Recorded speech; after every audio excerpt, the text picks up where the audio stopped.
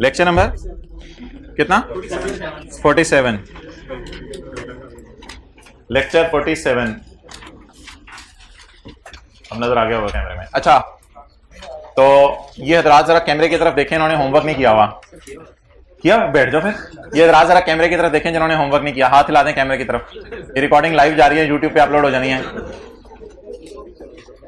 चलें जी, पास ये वो हजरात हैं जिन्होंने पास पेपर क्वेश्चन 6 नहीं किया। चलें जी शुरू करें। अच्छा आज, हाँ आज बड़ा इंपॉर्टेंट हमारा कॉन्सेप्ट है भाई। वो जो आपको इशू आ रहा था वो मैंने एडजस्टमेंट अभी करने से मना किया हुआ है।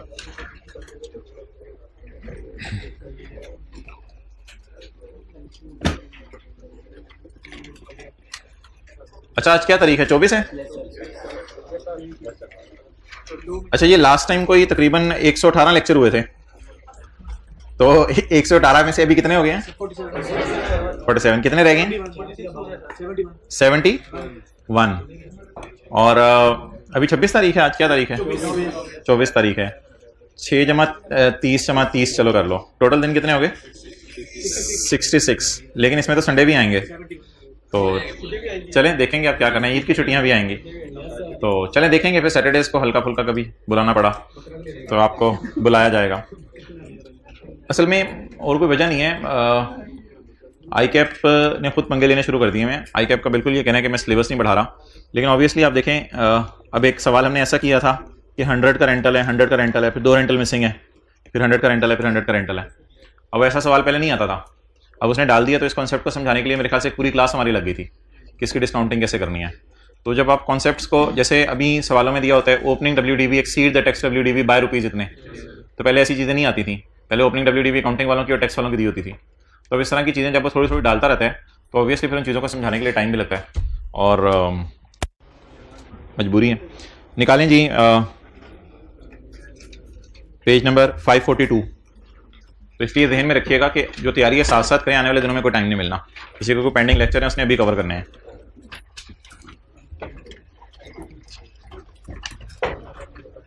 Page number 543। आज कॉन्सेप्ट तो आसान सा है एक्रूवल्स का, लेकिन थोड़ी सी आपको टेंशन देनी पड़ेगी। जी अब्दुल्ला रखते हैं ब्लैक मार्कर काफी सारे। एक्सपेंस पेएबल भी हो सकते हैं और एक्सपेंस इनकम रिसीवेबल भी हो सकती है और इनकम अनअर्न्ड भी हो सकती है।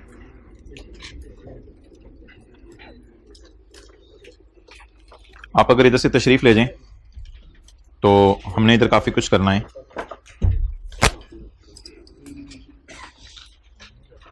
ओके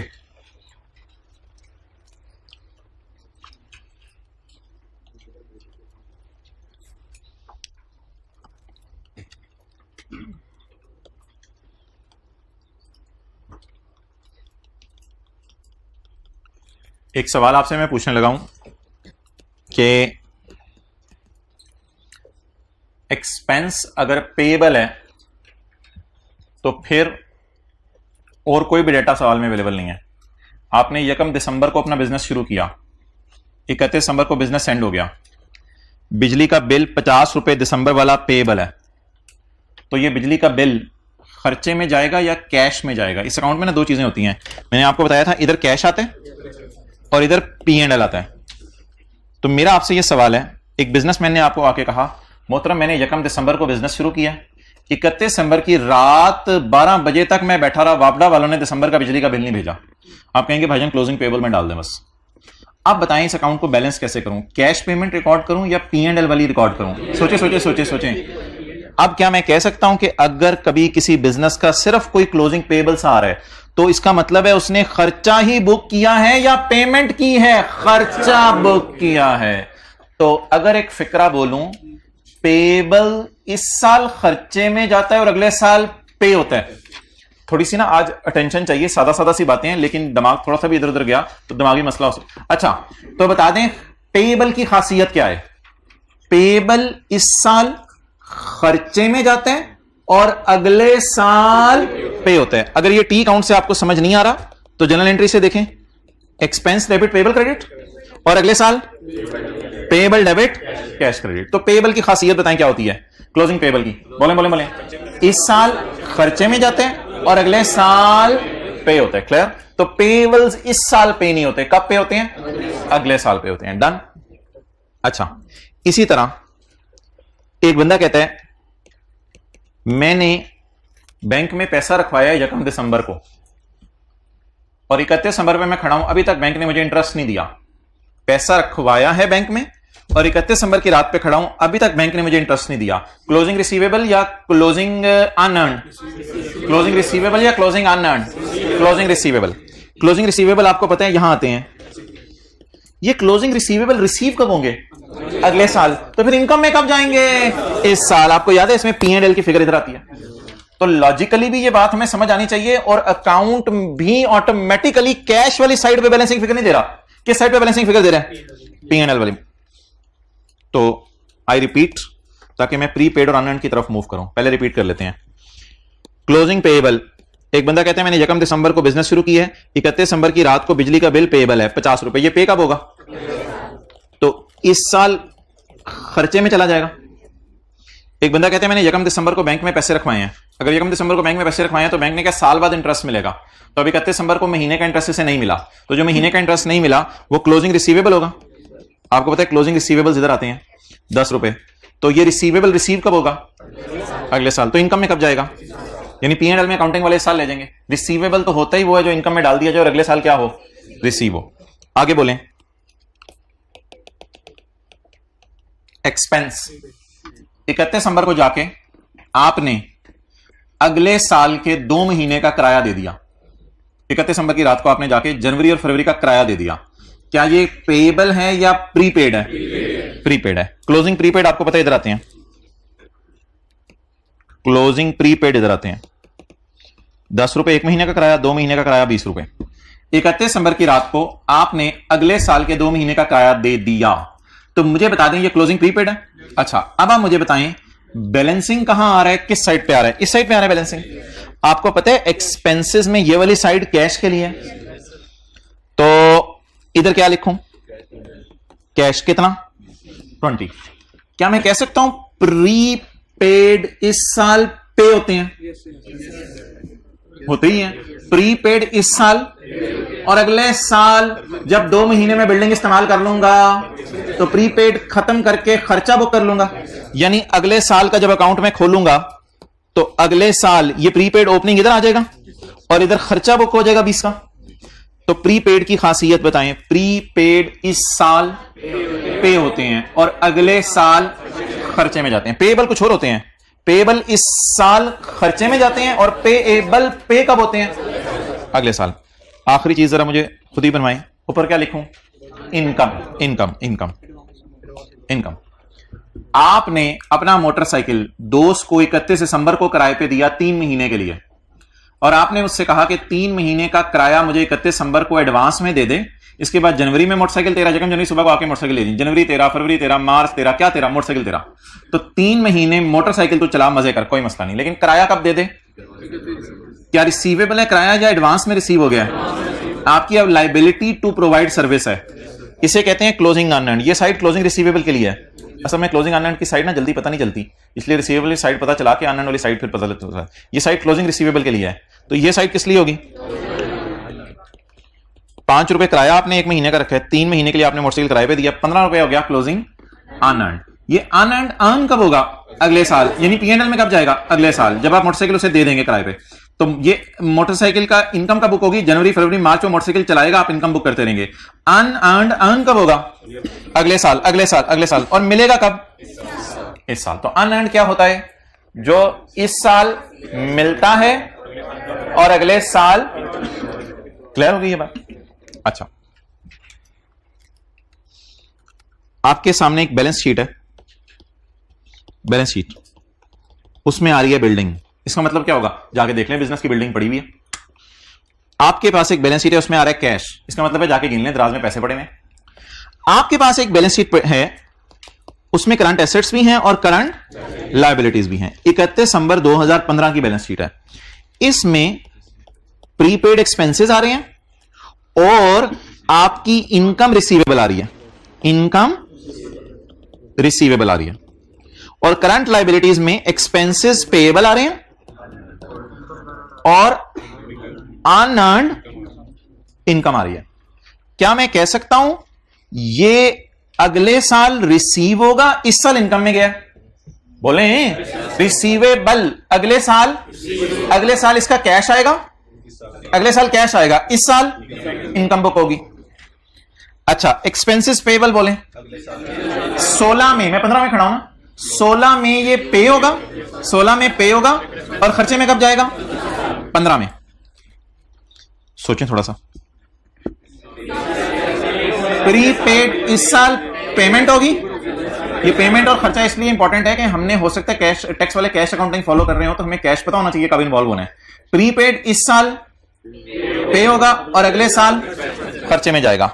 अनअर्न्ड अर्न अगले साल होगा, यानी इनकम में अगले साल जाएगा, तो इस साल कैश रिसीव होगा। तो जैसे बैलेंस शीट में हर चीज को देख के उसके बारे में कुछ सोच सकता हूं कि बैंक अकाउंट में 50,000, तो समझ आती है कि बैंक में 50,000 पड़े हुए हैं। डेटर 50 रुपए, तो समझ आता है कि रशीद से बिस्किट बेचने के पैसे लेने हैं। तो ऐसी बैलेंस शीट में हर पड़ी हुई अमाउंट की नेचर हमें समझ आनी चाहिए। I am giving the last opportunity. Receivable कब रिसीव होगा?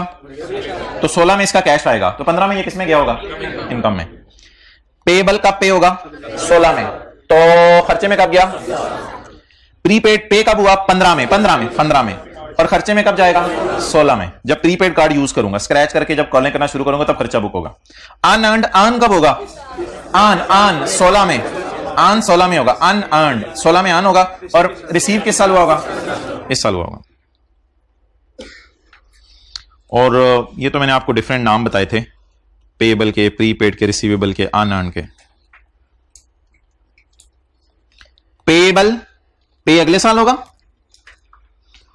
और खर्चे में इस साल जाएगा।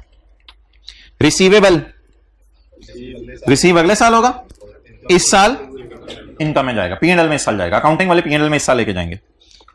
और प्रीपेड पे इस साल होगा और पीएनएल में अगले साल जाएगा।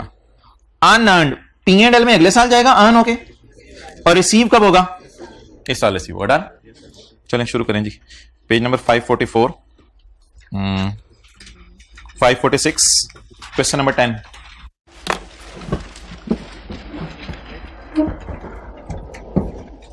Pigeon Limited has shared the following information for the year ended 31 December 2018.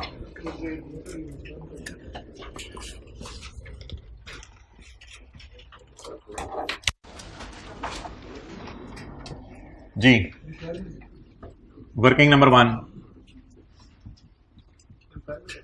Current tax. अच्छा, रिक्वायरमेंट है। रिक्वायरमेंट क्या है? रिक्वायरमेंट है profit before tax.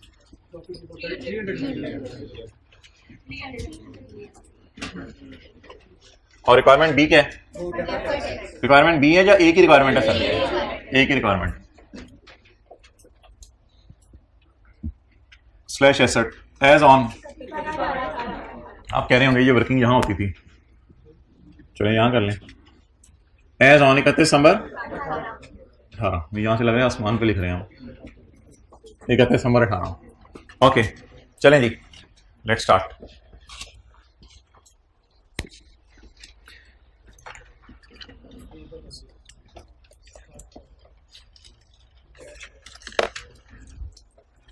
Current liabilities include खर्चे पेएबल।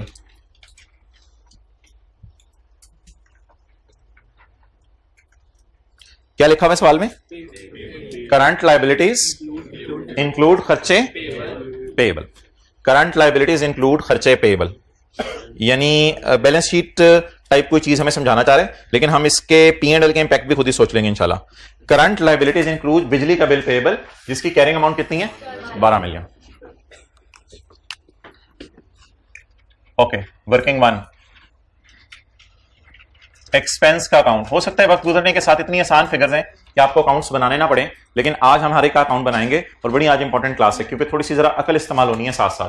आप बता दें जी, क्या लाइबिलिटी है क्लोजिंग या प्रीपेड है क्लोजिंग? किधर डालूं? Closing liability, closing liability. इधर आपको पता है क्लोजिंग पेएबल्स आते हैं, इधर क्लोजिंग प्रीपेड आते हैं, तो closing payable. Okay okay okay okay, closing payable कितना है जी? Closing payable 12। अच्छा, अब जरा मुझे बता दें, अच्छा वैसे एक बात मजे की सुने, ये साइड कैश के लिए होती है, ये साइड P&L के लिए होती है। अगर आपको भूला हो तो इंट्रो की क्लास में salary expense debit cash credit, तो ये साइड कैश के लिए होती थी और फिर सारी फिगर्स को हम इन द एंड P&L में फेंक देते हैं। तो वैसे अकल लगाए बगैर भी जवाब इधर ही बैलेंसिंग आना है, अकल लगाए बगैर भी जवाब इधर ही बैलेंसिंग आना है। बट अगर अकल लगाएं, पेबल पे कब होगा? अगले साल। तो खर्चे में, तो खर्चे में डाल दें, बस खत्म। कितना? 12। डन। ओके, ये तो इसका टी काउंट बन गया। अब हमने देखना है कि टैक्स वाले हमारी वाली अकाउंटिंग पसंद करें एक्रूअल। अगर हमारी वाली अकाउंटिंग पसंद करे हुए तो फिर तो उनकी नजर में भी ये 4 अकाउंट एग्जिस्ट करेंगे, पेबल टाइप, रिसीवेबल टाइप। और अगर देख लिया मोबाइल, चलो ठीक है, अब जेब में डाल लो, चलो अच्छा हो गया, अभी तो देख लो। अच्छा साइलेंट पे लगा देते।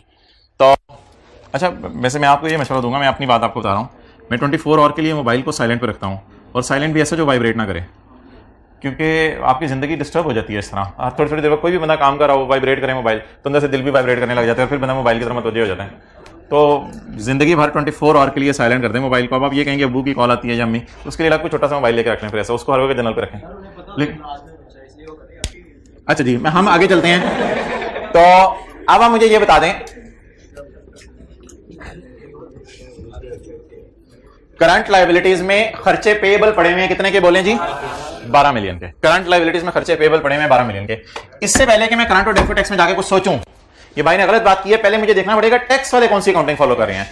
हो सकते हैं टैक्स वाले कैश अकाउंटिंग फॉलो कर रहे हैं, हो सकते हैं एक्रूअल अकाउंटिंग फॉलो कर रहे हैं, हमें भी पता नहीं चल रहा क्योंकि काली पट्टी आगे आई हुई है।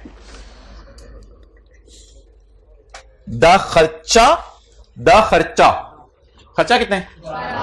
12 का। द खर्चा विल बी डिडक्टेड, टैक्स वाले कहते हैं माइनस कर लो। ओए होए होए होए, जब आप क्या करो, पे करो तब माइनस करो। इसका मतलब है हमने तो पे नहीं किया, अभी हमने तो पे नहीं किया फिर भी खर्चे में डाल दिया था। अब पे करो तब माइनस करो का क्या मतलब है? ये कौन सी दुनिया में लेके जाना चाह रहे हैं? कैश अकाउंटिंग की दुनिया में लेके जाना चाह रहे हैं। ये कौन सी दुनिया में लेके जाना चाह रहे हैं? बोले कैश अकाउंटिंग की दुनिया में लेके जाना चाह रहे हैं। भाई वो दानिश 2 किताबें मंगवाए, सबज और वो।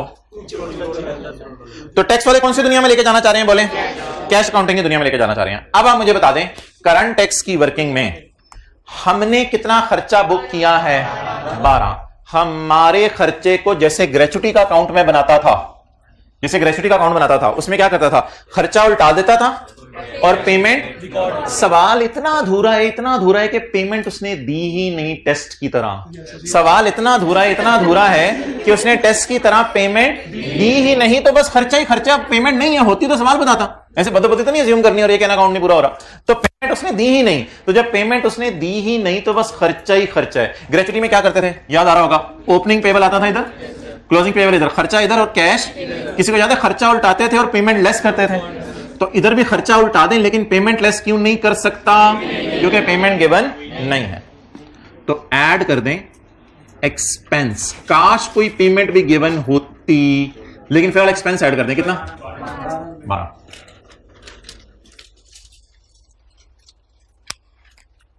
अच्छा, अब आप मुझे बता दें, अकाउंटिंग वालों की बैलेंस शीट में कैरिंग अमाउंट कितनी जानी है? वो तो ठीक होगा, कैरी डाउन उठा लिया करें, वो तो इजी मार्क्स लिया करें कैरिंग अमाउंट लिखने के। इलेक्ट्रिसिटी नहीं, यहां पेएबल का लफ्ज लिखें, इलेक्ट्रिसिटी पेएबल।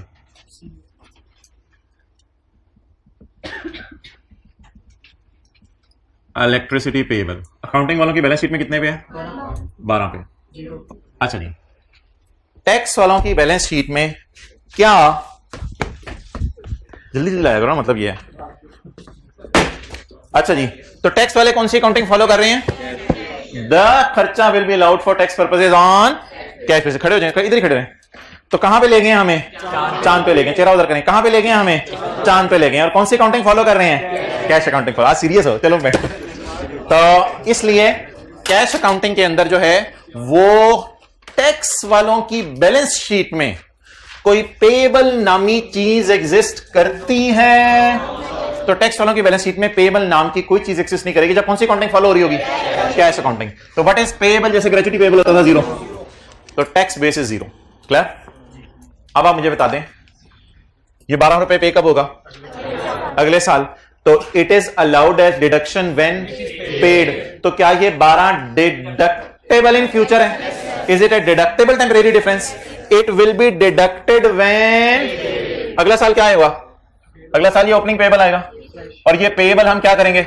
पे करेंगे. तो it will be deducted when paid. तो क्या नाम रखूं इसका? Deductible in future. ये 12 फ्यूचर में माइनस करने की जरूरत होगी जब क्या होगा? पे होगा. तो डिफरेंस का नाम, आगे इसके बेटे का नाम आपको पता है, उसे छोड़ें. Deductible temporary difference. अच्छा, ये तो लॉजिक होगी, रटा भी जरा देख लें. लाइबिलिटीज है ना, तो रूल नंबर 1 और 2 नहीं लगेगा, रूल 3 लगेगा. रूल 3 कहता है if carrying amount of liability is greater than tax base of liability then it is called as deductible temporary differences. Rule जरा चारों लिख लेते हैं ताकि रट्टा साथ साथ रिवाइज करते रहें अगर कभी पेपर में. If carrying amount of asset is greater than tax base of asset, TTD. If carrying amount of asset is less than tax base of asset, if carrying amount of liability is greater than, तो ये 3 लग रहा था. if carrying amount of liability is less than tax base of then taxable temporary difference. आमतौर पे rule 1 और 3 लगते हैं ज्यादा. अच्छा जी, तो याद रखिएगा कि खर्चे को उल्टा दिया करेंगे और पेमेंट को लेस कर दिया करेंगे. क्या करेंगे? बोले खर्चे को उल्टा देंगे और पेमेंट को लेस कर देंगे. अगला पढ़ें.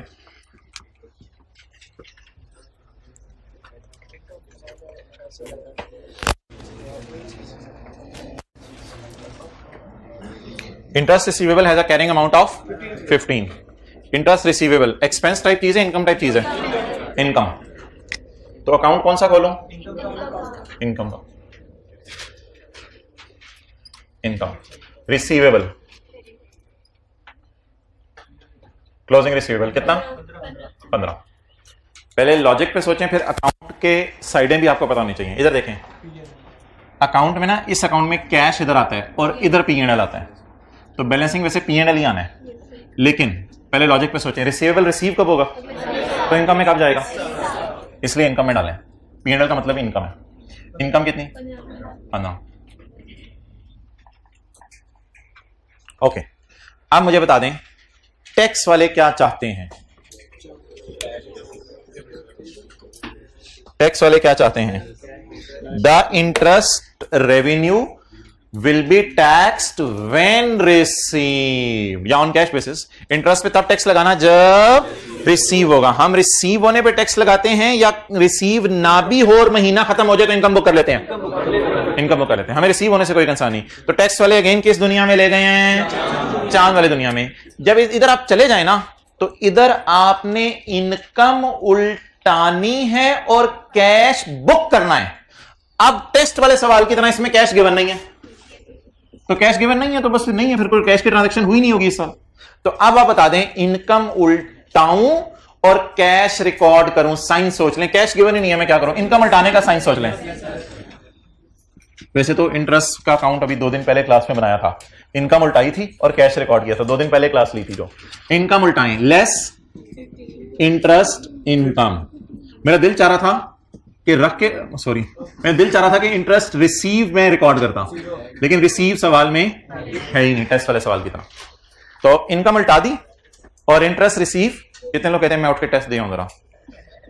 अच्छा, तो इनकम उल्टा दी और रिसीव रिकॉर्ड करना है, लेकिन रिसीव सवाल में है ही नहीं. अच्छा, डेफर्ड टैक्स की वर्किंग आसान है क्योंकि उसमें सोचना भी नहीं पड़ता. जब भी टैक्स वाले कहते हैं हम कैश अकाउंटिंग फॉलो कर रहे हैं, तो उस दुनिया में रिसीवेबल एग्जिस्ट, लेकिन अकाउंटिंग वाले कहते हैं रिसीवेबल एग्जिस्ट करते हैं. इंटरेस्ट रिसीवेबल कितना आ रहा है? 15. टैक्स वालों की दुनिया में रिसीवेबल एग्जिस्ट नहीं करते अगर वो कैश अकाउंटिंग फॉलो कर रहे हो. रूल नंबर 1 सोच लें पहले. The interest will be received in future, and जब फ्यूचर में रिसीव होगा तो इस पे टैक्स देना पड़ेगा. तो टैक्सेबल फील करें आज. This 15 is taxable when it is received in next year. It is still receivable. तो ये लॉजिक है. It is receivable in next year, इसलिए अभी इस पे टैक्स ना लगाएं. चलें जी, ओवर. अगली एडजस्टमेंट.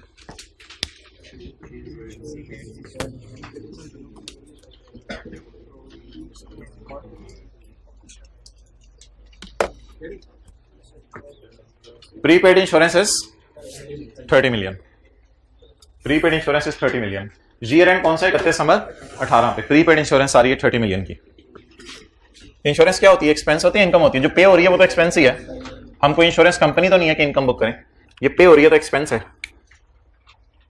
एक्सपेंस का कौन माना है? इनकम का। ये इंटरेस्ट इनकम का था, ये लिखते रहे साथ साथ। ये इलेक्ट्रिसिटी एक्सपेंस का था। ये कौन सी एक्सपेंस है? नहीं, प्रीपेड ऊपर ना लिखा करें, बस एक्सपेंस का नाम लिखा करें। इंश्योरेंस एक्सपेंस पेएबल या प्रीपेड? प्रीपेड 30। अच्छा, वैसे तो मजे की बात है, ये वाली साइड कैश के लिए है, ये हमें पता है, इंट्रो में पता है, एक्सपेंस डेबिट कैश क्रेडिट।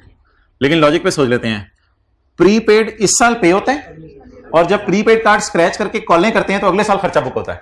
तो प्रीपेड इस साल पे होता है, अगले साल खर्चे में जाते हैं, तो इसलिए इस साल पेमेंट बुक कर दें। कितनी? 30। और शायद एक ही प्रीपेड कार्ड है, हमने 30 रुपए का खरीदा है, अगले साल हमने कॉलें कर दी हैं, तो इस साल सिर्फ पेमेंट्स हो रही हैं, कॉलें हमने कोई नहीं की, खर्चा बुक नहीं हुआ। अब देखते हैं टैक्स वाले कौन सी अकाउंटिंग फॉलो कर रहे हैं। खर्चा बुक नहीं हुआ हमारे डियर, खर्चा बुक नहीं हुआ। यही तो प्रीपेमेंट्स होती हैं कि पे कर दी हैं, खर्चा कब बुक होगा? अगले साल जब कार्ड को स्क्रैच करके कॉल्स करेंगे। दीज आर डिडक्टेबल, तब माइनस करो जब, यानी तब खर्चे में डालो जब पे करो। लेकिन भाईजान हमने पे करके खर्चे में नहीं डाला। अगर हमने पे करके खर्चे में डालना होता ना तो हम ऐसे लिखते, हमने पे करके खर्चे में नहीं डाला, हमने पे करके एसेट बना दिया इसको। वो कह रहे हैं नहीं नहीं नहीं, खर्चे में डालो, खर्चे में डालो। वो कह रहे हैं पे कर दिया, हमने कहा कर दिया, कहते हैं खर्चे में डालो। हमने कहा हमने तो नहीं खर्चे में डाला हुआ, हमने तो नहीं खर्चे में डाला हुआ। ऐसे से हाथ फेरे, हमने तो नहीं खर्चे में डाला हुआ। ये घर में करने आपने ऐसे से खाली सफा होगा, हाथ फेरे होंगे, हमने तो नहीं खर्चे में डाला। वो कह रहे हैं डिडक्ट करो जब पे करो, तो पे तो हो गया। आप बोले हमने खर्चे में डाला नहीं, वो कह रहे हैं खर्चे में डालो। क्या करें? क्या करें? करंट टैक्स में क्या करें? लेस कर दें, जैसे ग्रेचुटी के सवालों में करते थे, खर्चा उल्टाते थे, पेमेंट माइनस करते थे। तो पेमेंट माइनस करें, पेमेंट माइनस करें, घबराना नहीं है आपने। बोले बोले बोले बोले इंश्योरेंस पेड, एक्सपेंस ना लफ्ज बोले खुदा के लिए। इंश्योरेंस पेड कितनी?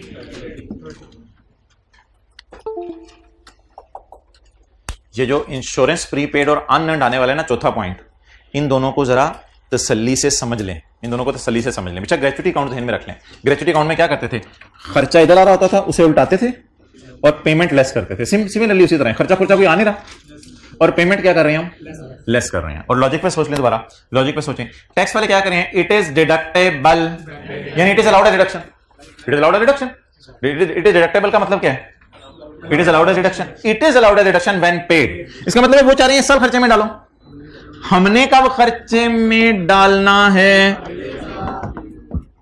अगले साल, जब प्रीपेड कार्ड स्क्रैच होकर कॉल करेंगे, हमने तो अगले साल खर्चे में डालना है। अब हमने खर्चे में डाला नहीं, उल्टाने की कोई जरूरत नहीं। तो एक्सपेंस अगर होता उल्टाते, पेमेंट आपको पता लेस होती है, तो इंश्योरेंस पेड लेस हो गया। अब उधर चले जाएं, वो तो बड़ी आसान सी चीज है। बोलें जी प्रीपेड इंश्योरेंस अकाउंटिंग वालों की किताबों में एसेट के नाम से आ रहा है। कितना? 30। और टैक्स बेस इसकी 0, क्योंकि कौन सी अकाउंटिंग हो रही है? Cash accounting. कैश अकाउंटिंग में टैक्स बेस 0 आती है चीजों की। Rules, rule rule rule rule asset है ना प्रीपेड इंश्योरेंस, तो रूल नंबर 1।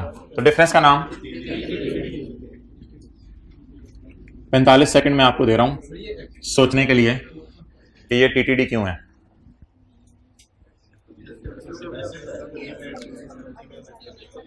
थोड़ा सोचना पड़ेगा, जहां थोड़ा सोचना पड़ेगा।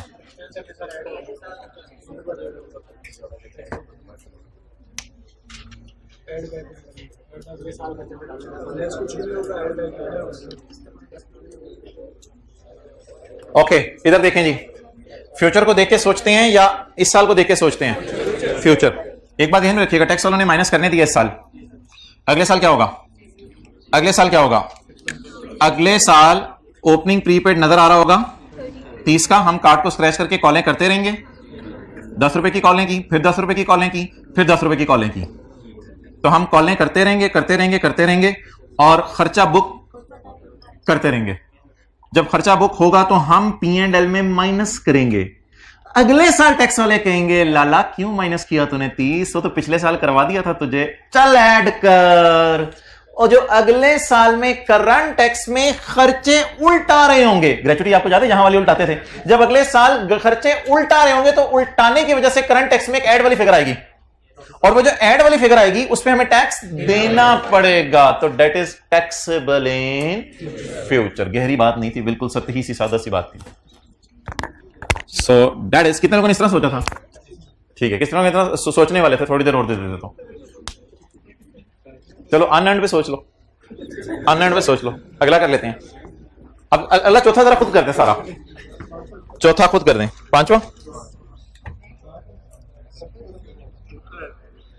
पांचवा पॉइंट है और चौथा कॉन्सेप्ट है, ये सारा खुद करें जरा।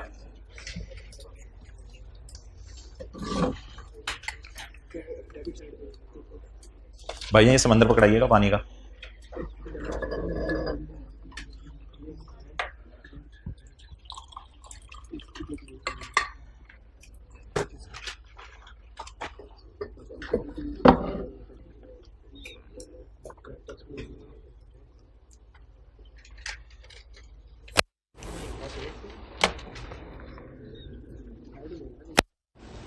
अच्छा, ये जो मैंने ब्लैक पट्टी बनाता हूं ना, ब्लैक पट्टी बनाकर पहले आप टी काउंट बना लिया करें, फिर ब्लैक पट्टी को खोल के देखा करें कि टैक्स वाले कौन सी काउंटिंग फॉलो कर रहे हैं।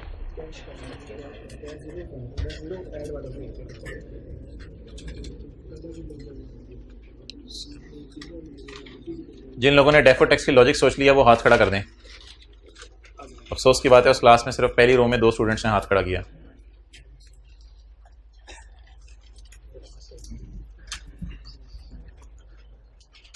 हाँ जी, पहले तो सिंपल काम किया करें ना, टी काउंट बना लिया करें।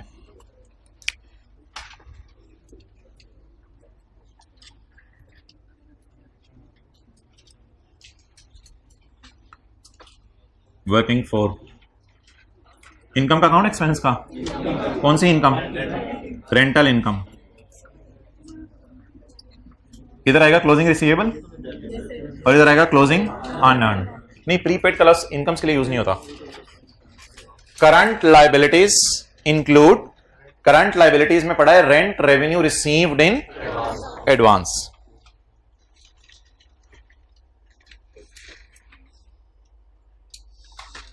करंट लायबिलिटीज में rent revenue received in, receivable rent है या रिसीव्ड इन एडवांस है, तो कहते हैं मेरी करंट लायबिलिटीज में एक चीज पड़ी हुई है, करंट लायबिलिटीज में 25 मिलियन का रेंट रिसीव्ड इन एडवांस पड़ा हुआ है, तो रिसीवेबल वाली साइड पे डालूं। अच्छा वैसे एक चीज बताएं, इस अकाउंट में कैश कहां आता है और पीएनएल कहां आता है? इधर कैश आता है और इधर पीएनएल आता है हर इनकम अकाउंट में। जी बोलें। क्लोजिंग अनअर्न्ड 25, ये क्लोजिंग अनअर्न्ड अर्न होके पीएनएल में कब जाएगा? अगले साल। तो इस साल क्या हुआ होगा? रिसीव हुआ होगा। वैसे भी बैलेंसिंग इसी साइड पे आ रहा था, कैश वाली साइड पे। अच्छा जी, अब तो ये बात होगी टी अकाउंट की। इसके बाद देख रहे हैं कि टैक्स वाले हमारी जैसी अकाउंटिंग फॉलो कर रहे हैं, वो लोग कैश अकाउंटिंग फॉलो कर रहे हैं। इसका रेवेन्यू, रेंट का रेवेन्यू तब टैक्स लगेगा जब क्या होगा? रिसीव होगा। कहते हैं जब रिसीव हो तब आप इनकम में डाल देना। हमने इनकम में नहीं डाला, हमने खर्चे में नहीं डाला, मुस्कुरा के थोड़ा सा, हमने खर्चे में नहीं डाला, हमने इनकम में नहीं डाला। पहले तो बात की है, हमने इनकम में नहीं डाला। It is taxed when received. तो रिसीव हो गया, रिसीव तो हो गया। वो कह रहे इनकम में डालो, हमने तो नहीं डाला, नहीं डालो इनकम में। वो कह रहे हैं टैक्स रिसीव हो गया, इनकम में हमने तो नहीं इनकम में डाला, डाल दो इनकम, डाल इनकम। चलिए रेंटल इनकम नहीं, रेंट रिसीव्ड। इनकम के लिए मैं पीएनएल वाला यूज करता हूं। बड़ा सोच सोच के जहां मैंने एक्सपेंस लिखा है, जहां इनकम लिखा है, जहां पेड लिखा है, जहां रिसीव लिखने लगा हूं। इधर उधर की बात नहीं क्या करें। Rent received, the rent is taxable when received. तो रिसीव हो गया तो टैक्स लगाएं। अब मैंने तो इनकम में डाला नहीं। अब अगर इनकम के अंदर मैंने डाला होता, कोई भी फिगर होती, 1-2 रुपए होती, उसको मैं उल्टाता और उल्टा के क्या रिकॉर्ड करता? कैश रिकॉर्ड करता। तो कैश रिकॉर्ड करने के लिए कौन सा साइन? पॉजिटिव, तो रेंट रिसीव कितना 25। अब उधर चले जाए, क्लोजिंग अनअर्न, तो अनअर्न रेंटल 25। टैक्स वाले कौन सी अकाउंटिंग फॉलो करें? कैश अकाउंटिंग में टैक्स बेस क्या होती है? 0। अनअर्न रेंटल लायबिलिटी नेचर का अकाउंट है, तो rule number 3 deductible temporary difference कितना 25। सोच लिया किसी ने? अच्छा जी, अब मुझे बताएं कि ये अर्न कब होगा? P&L में कब जाएगा? हम अकाउंटिंग वाले इनकम में कब डालेंगे? जब अगले साल हम इनकम में डालेंगे तो टैक्स वाले कहेंगे इनकम से निकाल दो, क्योंकि ऑलरेडी हम इस पर टैक्स ले चुके हैं। तो जब वो कहेंगे इनकम से निकालो तो डिडक्टेबल इन फ्यूचर, इसलिए इसका नाम डिडक्टेबल टेम्परेरी डिफरेंस। इससे फ्यूचर में टैक्स सेव होगा, क्योंकि टैक्स पहले दे दिया ना अभी, तो फ्यूचर में टैक्स सेव होगा।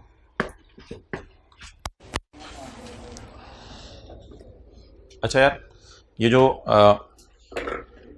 डेफर्ड टैक्स की वर्किंग है ना, इसमें अगर आपने सिंपल सी बात याद रखनी है, सारी बात की समरी, क्योंकि काफी ज्यादा लॉजिक्स डिस्कस हुई हैं पिछले आधे घंटे में, तो कुछ सिंपल बातें मैं आपसे करने लगा हूं, उनको जरा जहन में पहले रख लीजिएगा। जब भी कैश अकाउंटिंग फॉलो हो रही हो टैक्स वालों की नजर में, तो अकाउंटिंग वाले तो एक्रूवल्स वाली फिगर शो करेंगे, लेकिन टैक्स बेस इन सबकी क्या होगी? 0। उसके बाद सोचने का टाइम हुआ पेपर में, सोच लीजिएगा, सोचना ज्यादा बेहतर है, वरना ये रूल्स लग रहे हैं, कोई मसला नहीं रूल्स में। दूसरी बात, करंट टैक्स में आपको मैंने बहुत सोचवाया है, लेकिन अब मैं आपको एक शॉर्टकट तरीका बताने लगा हूं। शॉर्टकट तरीका बताने लगा हूं, बड़ा आसान सा तरीका। यार हाथ दो गिरी पहले 10 मिनट। अच्छा, तो अब करंट टैक्स में इतनी आसान सी हलवा सी बात आने लगी है, जब भी टैक्स वाले कैश अकाउंटिंग फॉलो करें, जब भी टैक्स वाले कैश अकाउंटिंग फॉलो करें, तो खर्चों को उल्टा दें, इनकम को उल्टा दें, और पेमेंट या रिसीट को रिकॉर्ड कर दें। पेमेंट को रिकॉर्ड कर दें और रिसीट को रिकॉर्ड कर दें। यह बात ही बड़ी आसान सी बात है। अब करंट टैक्स में सोचना नहीं पड़ेगा, करंट टैक्स में भी आपको ज्यादा सोचना नहीं पड़ेगा। दोबारा सुने, जब भी टैक्स वाले कैश अकाउंटिंग फॉलो करें, जब भी टैक्स वाले कौन सी अकाउंटिंग फॉलो करें? कैश अकाउंटिंग फॉलो करें, तो इनकम्स और खर्चों को, यानी P&L वालों को उल्टा दें और कैश वालों को रिकॉर्ड कर दें। बस सिंपल, P&L को उल्टाएं और कैश को रिकॉर्ड करें। अब P&L को उल्टाएं, ये P&L कौन सा वाला है? खर्चे वाला। खर्चे कैसे उलटते हैं? इनकम्स कैसे उलटती हैं? पेमेंट्स कैसे रिकॉर्ड होती हैं? पेमेंट्स कैसे रिकॉर्ड होती हैं? रिसीट्स कैसे रिकॉर्ड होती हैं? डन। अच्छा, ये बात जो है वो सारी लिखी हुई है पेज 544 पे, सारी बात पेज 544 पे लिखी हुई है। Types of adjustments, types of if tax authorities are using cash basis, if tax authorities are using cash basis. अगर टैक्स वाले कौन सी बेसिस फॉलो करें, तो आप सबर मैंने क्यों लिखा है वो मैं बाद में बताऊंगा। तो एडजस्टमेंट 2 से 5 तक हमने कर ली अगले क्वेश्चन की, उसमें सब में टैक्स वाले कौन सी अकाउंटिंग फॉलो करते थे? How to tackle, how to tackle. आप उसको लिटाने लेना कि how to tackle, prepare T count of expense और इनकम, पहले टी काउंट बनाए। इन करंट टैक्स वर्किंग उल्टाएं इनकम्स को या एक्सपेंसेस को, बल्कि आपकी आसानी के लिए जो P&L की फिगर है, इनकम्स या एक्सपेंसेस को उल्टाएं। इनकम्स कैसे उलटती हैं? लेस करके, और खर्चे उलटते कैसे? एंड रिकॉर्ड करें पेमेंट्स को माइनस करके और रिसीट को ऐड करके। इनकम कैसे उलटती है? लेस करके। एक्सपेंसेस कैसे उलटते हैं? ऐड करके। पेमेंट्स कैसे माइनस होती हैं और रिसीट कैसे रिकॉर्ड होती हैं? तो P&Ls को उल्टा दें और कैश को रिकॉर्ड कर दें। डन हो गया। इन डेफर्ड टैक्स वर्किंग, और डेफर्ड टैक्स वर्किंग में क्या करें? Carrying amount will appear in deferred tax working, carrying amount will appear and tax base will B 0। Tax base 0। ये कौन सी एडजस्टमेंट थी? एडजस्टमेंट 2 से लेके 5 तक, जहां टैक्स वाले कौन सी अकाउंटिंग फॉलो कर रहे थे? Cash accounting.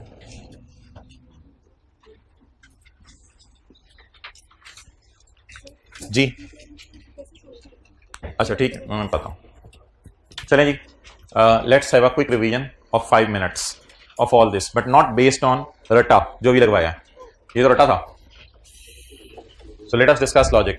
तो ऑडियो रिकॉर्डिंग आप ऑन कर लें, ऑनलाइन वाले भी, क्योंकि बार बार कई दफा ये लोग एडजस्टमेंट पूछते हैं, जरा एक दफा ये बता दें कैसे था, जरा एक दफा वो बता दें कैसे था। ये पास का तजुर्बा है, इस वजह से कह रहा हूँ ऑडियो रिकॉर्डिंग ऑन कर लें ताकि मुझे बार बार बताना ना पड़े। ओके, बाकी ऐप्स पे जल्दी पहुंच जाते हो, रिकॉर्डिंग कभी की नहीं तो बताएंगे। वो व्हाट्सएप पे किसी को वॉइस नोट भेज दे, यार हाथ धोगी छेती कर। अच्छा, शॉर्टकट ढूंढा करें। अच्छा चलें जी, बिस्मिल्लाहिर्रहमानिर्रहीम। पेबल, पे कब होगा? अब वो बोंगी नहीं मारनी, अब पे रिकॉर्ड हो रहा है। पेबल पे कब होगा? तो खर्चे में कब जाएगा? इस साल। बट डन हो गया। खर्चे को उल्टाते कैसे हैं? ऐड करके। खर्चे को उल्टाते कैसे हैं? ऐड करके। खर्चे को उल्टा दें, बात खत्म होगी। अगला इंटरेस्ट इनकम क्या है? रिसीव कब होगी? तो इनकम में कब जाएगी? इस साल। तो जब रिसीव होगी तो टैक्स तो अगले साल लगेगा ना जब रिसीव होगी, लेकिन हमने फिलहाल इनकम में डाल दी हुई है, तो इनकम को उल्टा दें। प्रीपेड पे कब हुआ है? इस साल। खर्चे में कब जाएगा? अगले साल। अगर पे हो गया इस साल तो टैक्स वाले कह रहे हैं जैसे ही पे करो खर्चे में डाल लो। हमने तो कुछ नहीं खर्चे में डाला, तो पेमेंट को क्या करते हैं? रिकॉर्ड करते हैं। अनअर्न्ड अर्न होके P&L में कब जाएगा? अगले साल। तो रिसीव कब हुआ है? टैक्स वाले कह रहे हैं जब रिसीव हो तब इनकम में डालो। हमने कहा हमने तो इनकम में नहीं डाला, तो डालो इनकम में। ऐड रिसीव को रिकॉर्ड कर दिया। अब इधर आ जाए। Electricity payable is deductible when it is paid in 2019। When it is paid in 2019, तो अगले साल जब पे होगी तो डिडक्ट हो जाएगी, तो deductible in future. Receivable will be taxed when received in 19, so it is taxable in future. Taxable temporary difference. Prepaid insurance इस साल क्या कर दिए? पे, और अगले साल इनकम में जानी है। यार हद हो गई यार। प्रीपेड पे कब कर दिए? इस साल, और खर्चे में कब जानी है? जब खर्चे में जाएगी तो टैक्स वाले कहेंगे खर्चा उल्टाओ, क्योंकि पेमेंट लेस कर चुके हो पहले। तो जब खर्चा उल्टाएंगे तो प्रॉफिट बढ़ जाएंगे, तो टैक्स ज्यादा देना पड़ेगा, तो it is taxable in future. और आखिरी बात, अनअर्न्ड अर्न होके P&L में कब जाएगा? अगले साल। लग रहा है पहले से दिमाग इस्तेमाल करना पड़ा है। अच्छा जंग लगा हुआ था थोड़ा। अनअर्न्ड अर्न कब होगा? अगले साल। अनअर्न्ड अर्न कब होगा? अगले साल। अब अनअर्न्ड अगले साल अर्न होगा, तो रिसीव कब हो गया? इस साल। टैक्स वाले कह रहे हैं रिसीव हो गए तो टैक्स लगा दो। हम अगले साल तो P&L में डालेंगे ना, फिर हमें उल्टाना क्यों पड़ेगा?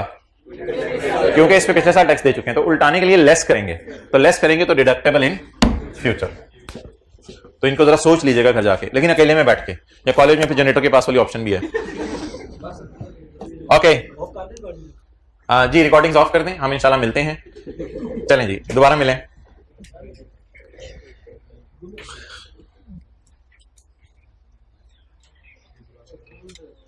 एक नंबर इसमें आ जाएगा, एक इसमें आ जाएगा, ये भी मेरे ख्याल से सही हो गया था। एक इसमें आ जाएगा, एक इसमें आ जाएगा। ये पेपर के बाहर निकल के आप बातें कर रहे होते हैं अपने आप से। अच्छा, पॉइंट नंबर 6। फिर पहली दफा 60-70 बनते हैं, आप कहते हैं नहीं थोड़ा आप कम करके लगाएं, फिर 52, 53 पे आप रोक देते हैं। हाँ, ये तो आ ही जाएंगे इंशाल्लाह। अच्छा जी, पॉइंट नंबर 6 जी, कितने लोगों ने 47, 48 लगाए थे और अब आप 50 आ गए? Well done. ऐसे ऐसे बच्चों को मैं जानता हूं कि अगली दफा क्लासें लेना शुरू कर दी। ये पेपर दे के आए, फारग हैं, अगली क्लासें लेना शुरू कर दी, और जब रिजल्ट आया तो पास हो गए। अब आप कह रहे हैं हमारे साथ भी ऐसा हो। अच्छा, पॉइंट नंबर 6 इंशाल्लाह वैसे ही पास है। साथ वाले को मुस्कुरा के देखने, आगे चलते हैं। पॉइंट नंबर 6,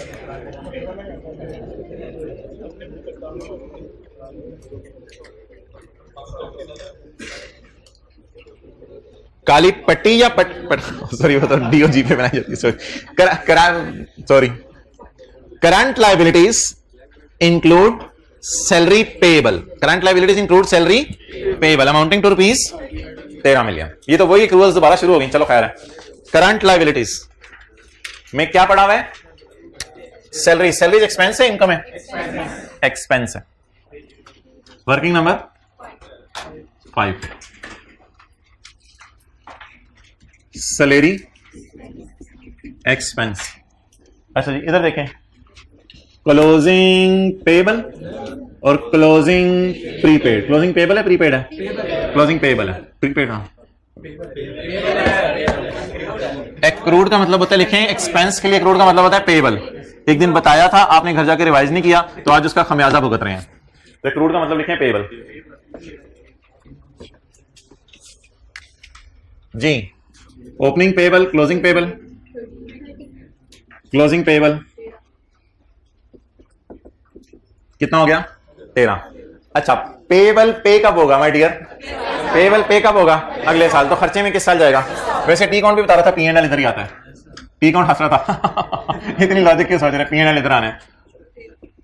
हमने कहा चुप, सोचने दे। अकाउंटिंग वालों ने किस में डाल लिया? खर्चे में डाल लिया। अभी पे तो नहीं हुआ, अभी पे तो नहीं हुआ, लेकिन शायद एम्प्लॉई दिसंबर के महीने में काम करके काम करके चला गया हो। तो शायद एम्प्लॉय काम करके चला गया हो और एम्प्लॉय को हमने 13,000 पे देने हो, तो वो 13,000 का पेबल हमने बुक कर लिया। मिसाल के तौर पे 13,000 का पेबल हमने बुक कर लिया एम्प्लॉय की तरफ, लेकिन एम्प्लॉय को पेमेंट कब करनी है हमने? अगले साल।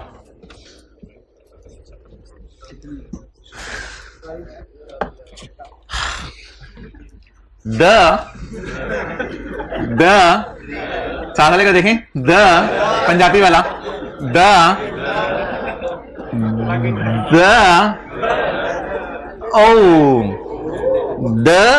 खर्चा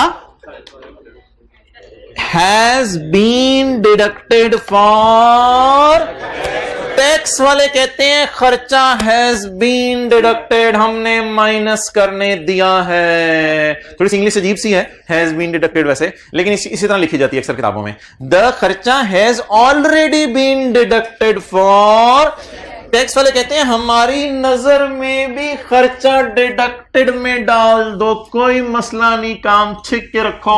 तो मोहतरम हमने कहा ओ भालू अभी पे नहीं हुआ, कहता है छोड़ो यार हम तो दुनिया में आना चाहते हैं। और देखो आज ये पीपीपी और पीएमएलएन एक हो गए।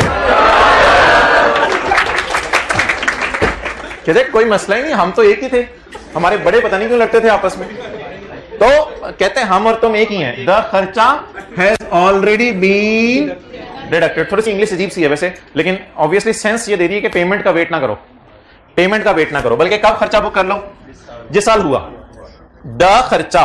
अच्छा पहले मुझे बता दें, पहली वाली लाइन पढ़ के यहां तक, पेबल अकाउंटिंग वाले इस साल किस में ले गए होंगे? खर्चे में। ये तो हमें पता है ना, ये तो टी अकाउंट बना के पता चलता है। पेबल अकाउंटिंग वाले खर्चे में ले गए होंगे। हमने टैक्स वाले से पूछा भाईजान आप क्या चाहते हैं? उन्होंने कहा द खर्चा has been deducted by us for tax purpose also. उसने कहा हमारी नजर में भी इसको डिडक्टेड कर लो, डिडक्टेड कर लो या डिडक्टेबल इन फ्यूचर। इसका मतलब है अगर मैं टैक्स वालों के मुताबिक एक टी अकाउंट बनाऊं तो वो अकाउंट वैसे मुझे बनाने की जरूरत नहीं है, लेकिन अगर टैक्स वालों के मुताबिक अकाउंट बनाऊं तो वो लोग फिर इसको खर्चे में डालेंगे, हालांकि पे नहीं हो रहा, तो इसका मतलब है वो भी इसको पेबल मानेंगे। देखे ना, पे तो हुआ नहीं 13 कि वो खर्चे में डाल दें। वो कह रहे हैं खर्चे में डाल दो, हम चीख रहे हैं वो पेबल है, वो प्यार से कह रहे हैं नहीं नहीं चीखो मत, हम कोई मसला नहीं, पेबल है फिर भी किसमें डाल दो। इसका मतलब है ये टैक्स वालों के मुताबिक अगर मैं सैलरी एक्सपेंस अकाउंट बनाऊं तो वो किस किस्म का अकाउंट बनेगा। तो आप बता दें हम और टैक्स वाले एक ही बात कर रहे हैं या डिफरेंट बात कर रहे हैं? हमने क्लोजिंग पेबल को कहां डाला था? खर्चे में। टैक्स वाले कहते हैं हैज बीन डिडक्टेड, तुम्हारी नजर में माइनस हो गए तो हमारी नजर में भी ऑलरेडी माइनस हो चुका है। अब प्रॉफिट तक पहुंचते हुए ये 13 अकाउंटिंग वालों ने माइनस कर दिया। टैक्स वाले कहते हैं अच्छा किया तुमने माइनस कर दिया। बोंगे तो नहीं मारनी ऐड करके लेस, नहीं इन चक्करों में पड़ने की जरूरत नहीं, अब ऐड करके लेस के चक्करों में पड़ने की जरूरत नहीं। जब टैक्स वाले एक्रूअल अकाउंटिंग फॉलो करें तो फिर तो वो हमारे जैसी बात कर रहे हैं। तो जब हमारे जैसी बात करें तो करंट टैक्स में समझ लें अकाउंटिंग डेफिनेशन और टैक्स डेफिनेशन अगर बराबर आ जाए तो फिर कुछ करने की शायद जरूरत नहीं है। तो इस टाइप की कोई चीज बनी, अब कुछ करने की जरूरत नहीं है करंट टैक्स की वर्किंग में। बेहतर है कुछ भी ना करें, छोड़े वाले। डेफर्ड टैक्स की वर्किंग में एक चीज शो कर दें कैलकुलेशन। डेफर्ड टैक्स में बेहतर है जरा शो कर दें। क्लोजिंग पेबल कितना है? Salary payable. अकाउंटिंग वाले तो कौन सी अकाउंटिंग फॉलो करते हैं? एक्रूअल। और टैक्स वाले भी कौन सी अकाउंटिंग फॉलो कर रहे हैं? इस लाइन का मतलब क्या था? Means tax authorities use accrual accounting, जिसमें 4 अकाउंट एग्जिस्ट करते हैं। और अगर मैं टैक्स वालों का अकाउंट बनाऊं तो वो कह रहे हैं खर्चे में डालो, तो अगर वो खर्चे में डलवाना चाह रहे हैं तो हमने पे तो भी किया नहीं।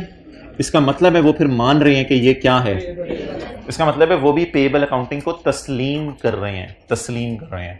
तो ऐसा भी हो सकता है कि टैक्स वाले बिजली के बिलों को पेमेंट पे माइनस करने दें, और टैक्स वाले इंश्योरेंस को पेमेंट पे माइनस करने दें, और टैक्स वाले एम्प्लॉइज की तनख्वाहों को सर्विस देने पे रिकॉर्ड करने दें। ऐसा भी हो सकता है, कोई मसला नहीं इसमें। तो आप बोलें टैक्स बेस 13। अब ऑब्वियसली डिफरेंस 0 है, तो नीचे रूल पे नजर ना मारिएगा, रूल ने जो है वो परेशान हो जाए भाईजान की वेखना है यार, खुदा दी मेहरबानी इज इक्वल टू वाले रूल मैं नहीं बनाए, तो इसलिए नीचे रूल ना देखिएगा, रूल ने खुद काम करने लग जाना है। ओके मोहतरम, आप सवाल पूछें जिन्होंने सैटरडे को छुट्टी की थी, याद रह जाती हैं चीजें। अच्छा चलो बोलो। हाँ वो फिर हो सकता है टैक्स वाले अगर 12 महीने अलाउ करें तो फिर एक का वो डिफरेंस आ जाएगा, वो भी टेम्परेरी डिफरेंस होगा। ओके और बाकी एक इस तरह का सवाल हमने करना है, इस तरह का सवाल करेंगे। चलें जी आगे। अच्छा एक मिनट यहां पे अब रुक के, अब ये ना शुक्र वाला सिनेरियो है, सबर वाला नहीं है, इस वजह से कि यहां ना कुछ ज्यादा करना नहीं पड़ा हमें। क्यों? करंट टैक्स में तो कुछ भी नहीं करना पड़ा और डेफर्ड में भी कैरिंग अमाउंट और टैक्स बेस क्या आ गई, आपस में बराबर आ गई, तो यहां हमें कोई ज्यादा सोचना नहीं पड़ा और अकल भी नहीं लगानी पड़ी। तो पिछला वाला सिनेरियो जो था ना, पहले जो 4 हमने पॉइंट किए थे वो सबर वाला था, यानी उसमें सोचना पड़ा था करंट टैक्स में, और डेफर्ड टैक्स में भी टैक्स बेस 0 लेके डिडक्टेबल टैक्सेबल सोचना पड़ा था। तो पिछला सोचने वाला सिनेरियो था, तो वहां हम सबर किया करेंगे, परेशान नहीं हो जाया करेंगे, वावेला नहीं करेंगे, लाइट चली गई, ये हो गया वो हो गया, ये नहीं किया करेंगे, वहां सबर किया करेंगे। और यहां जो हम करने लगे हैं एडजस्टमेंट नंबर 6 में, if tax authorities are using accrual basis, तो इसका मतलब है bro PMLN PPP bro 2-3 bros और भी बीच में मिल गए थे उनके। अच्छा तो आप भाईजान ये ब्रो अगर ब्रो चल रहा है तो current tax prepare T account of expense on income, बना लें account. No adjustment required in current tax because we are bro दोनों प्राचे हैं, we are bro and in deferred tax working carrying amount will appear and tax base will be equal to carrying amount. तो difference कितना आ जाएगा? Difference 0 आएगा। अगर tax वाले कौन सी अकाउंटिंग फॉलो करें? Accrual accounting.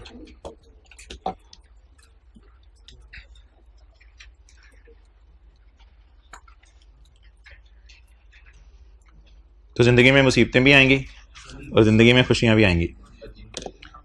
ओके चले जी अगली एडजस्टमेंट पढ़े। काली पट्टी, इसको पटा पहनाएं।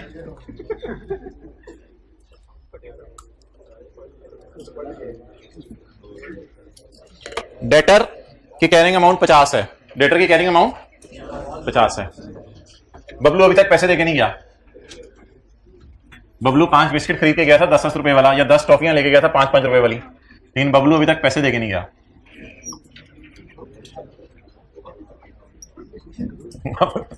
डेटर का कैरी डाउन, बबलू से रिसीवेबल बोले 50, आता लेगा कि कभी तू भी हंस लिया कर यार। अच्छा डेटर का कैरी डाउन 50, अकाउंट को टैली करें, अकाउंट को टैली करें। अच्छा ये ना सवाल वैसे अजीब तरीके से चल रहा है, एक बात सुनिएगा कि सवाल कुछ थोड़ी सी इंफॉर्मेशन दे रहा है जिससे हम गुजारा चला रहे हैं। अगर सवाल अच्छा होता ना तो कहता कि सेल हुई है 110 की और कैश आया है 60, तो कैरी डाउन 50, लेकिन अब सवाल इस तरह हमें चला ही नहीं रहा, तो इसलिए हम खाली सेल 50 लेके गुजारा चलाएंगे। क्या करें?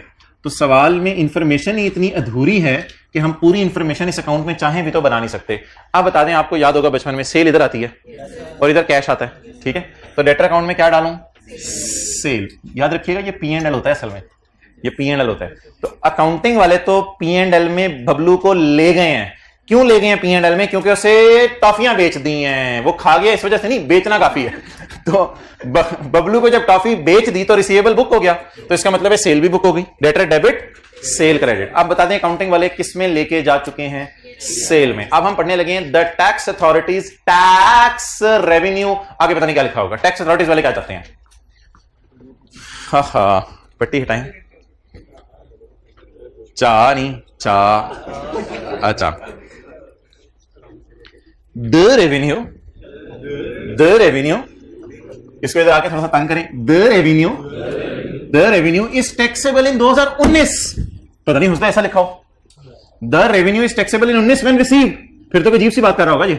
अब देखते हैं रेवेन्यू के बारे में क्या कर रहा है। अगर ये लिखा हो the revenue will be taxable in 2000, ये हमारा 18 का साल है, the revenue is taxable in 2019 when it is received, ऐसी कोई बात लिखी हुई फिर तो अजीब सी बात होगी, फिर तो वो चांद पे लेके जा रहे होंगे cash accounting.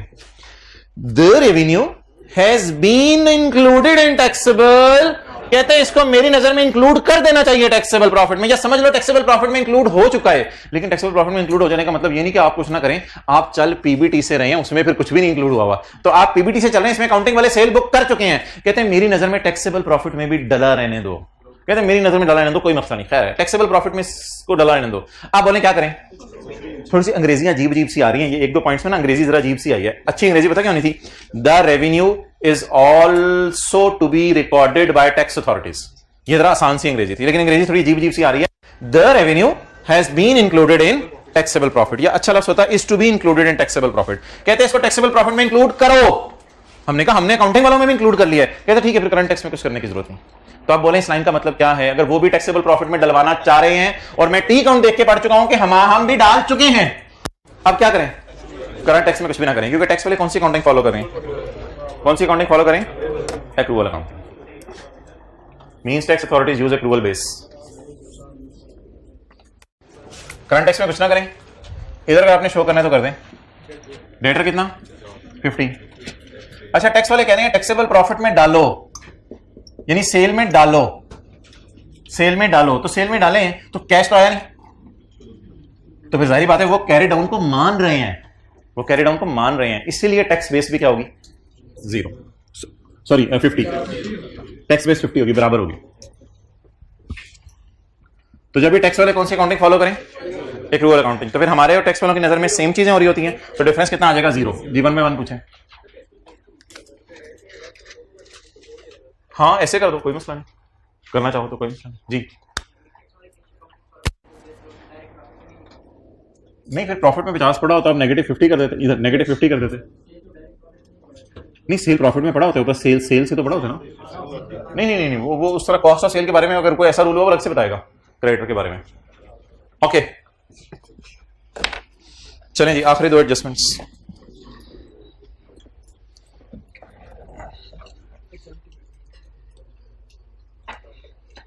Dividends receivable from a subsidiary have a carrying amount of 23. The dividends are not, ये exempt हो गया। Current liabilities include fine payable. Fine payable. Accrued का मतलब expenses के लिए क्या होता है? Payable. With a carrying amount of, fines are not deductible for tax purpose. Fine deductible नहीं है tax purpose के लिए। तो ये क्या हो गई? Exempt income। और ये क्या हो गई? Deduction not. आज तक जितने सवाल हुए थे ना, उनमें कभी लिखा नहीं होता था कि ये पेएबल है या रिसीवेबल है। आज पहली दफा लिखा हुआ है कि ये पेएबल है या रिसीवेबल है। अच्छा, डिविडेंड क्या है जी? रिसीवेबल। इस पे हुकूमत कभी टैक्स नहीं मांगेगी। और फाइन क्या है? पेएबल। इस पे हुकूमत कभी टैक्स नहीं मांगेगी। 1 बाय 1 लेके चलते हैं। टी काउंट बनाइए डिविडेंड का। Dividend receivable has a carrying amount of 23। Dividend income होती है, एक्सपेंस होता है इनकम। रिसीवेबल जो चीज हो वो इनकम होती है।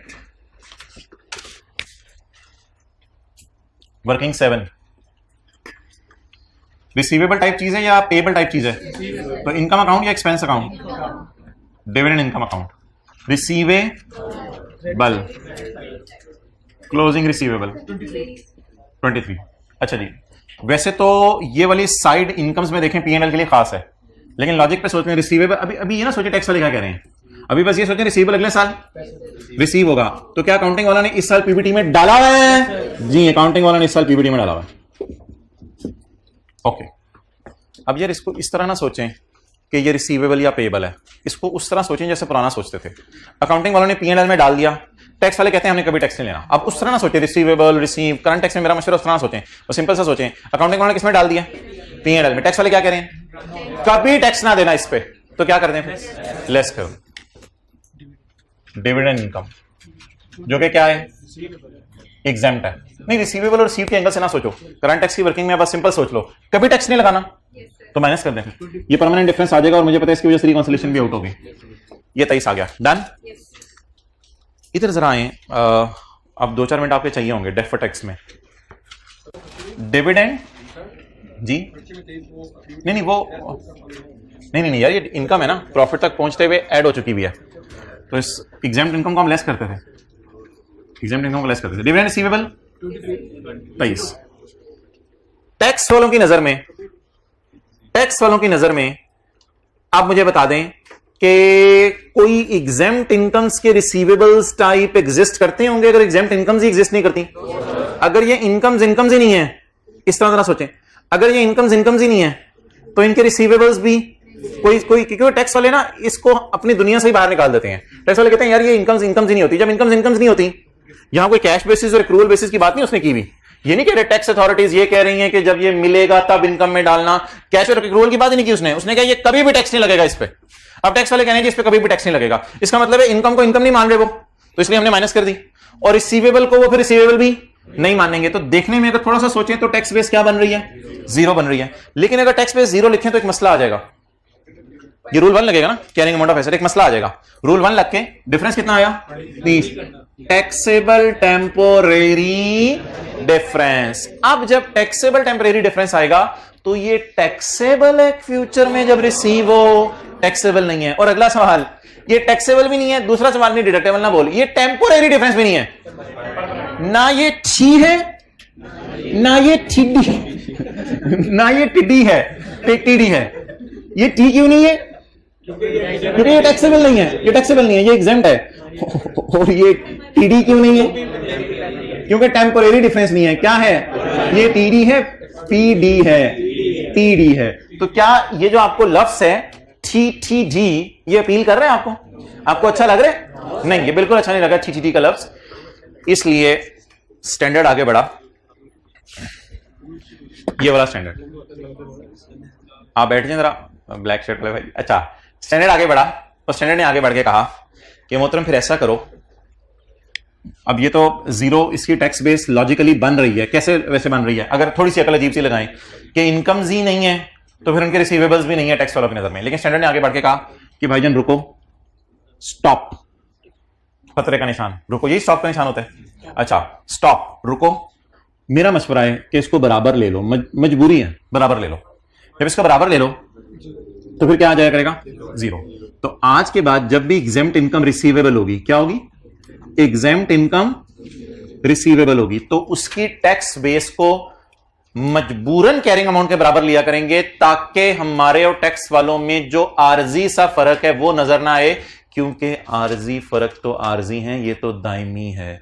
तो दायमी फर्क, परमानेंट डिफरेंस को लाने के लिए या आर्जी डिफरेंस को रोकने के लिए मैंने मजबूरन टैक्स बेस को किसके बराबर एज्यूम कर लिया, नहीं जीरो एज्यूम नहीं किया, मैंने टैक्स बेस को किसके बराबर एज्यूम कर लिया है, कैरिंग अमाउंट के। ऐसा कब किया करेंगे, जब रिसीवेबल होगी एग्जेम्प्ट इनकम, जब एग्जेम्प्ट इनकम रिसीवेबल होगी।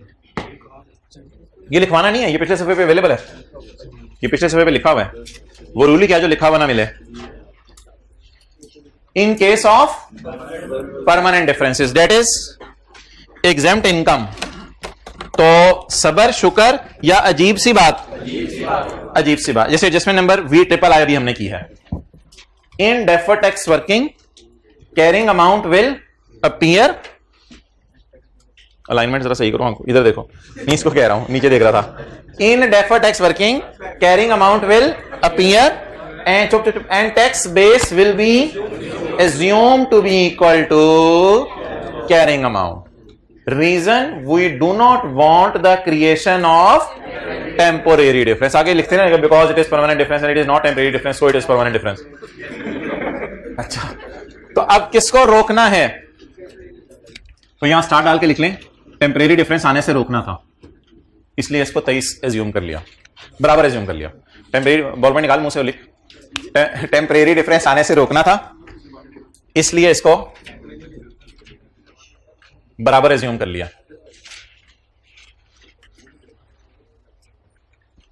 तो एक्रूवल्स प्री पेमेंट्स में ना तीन किस्म के कॉन्सेप्ट हो गए, सबर, शुक्र और अजीब। आपने सीरियस बात की है, मैं भी इंशाल्लाह इसको सीरियसली लेता हूं। मुझे बताइए, नहीं आप बिल्कुल, कौन से भाई हैं? अली। चले अभी मैं सबके सामने नहीं पूछता, मैं फिर पता चला लूंगा अली कौन है। I will take care next time इंशाल्लाह।